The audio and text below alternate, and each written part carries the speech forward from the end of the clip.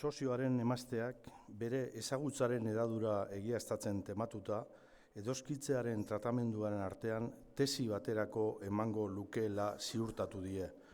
Eta senarrak, bere aldetik, uste du interesgarria litzatekeela museoko zuzendariaren obsesioari buruzko ikerketa bat egitea kontuak ez dauka amaitzeko itxurarik. Abaitua, lasaitua sentitu da kanpora irten direnean.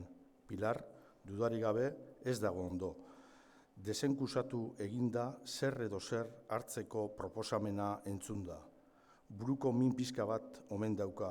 Hurbil dagoen aparkamenturantz lagundu diete, eta bidean sozioak berriro bildu beharra aipatu dute hitz egiten jarraitzeko. Klinikan hurrengoan, horrela, beste sozioak ezagutzeko parada izango du. Abaituak gehiegi du. Zer esan handirik izaten ez duen bazkari guztietan bezala.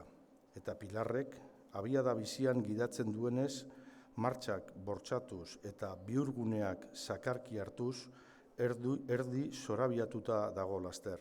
Isilik doaz, eguraldiaren iragarpena bete eginda, eta euritan aspalditxo ari den arren Pilarrek ez dio haizegerizaren garbigailuari eman. Teleordainketak ez du funtzionatzen autopistaren sarreran.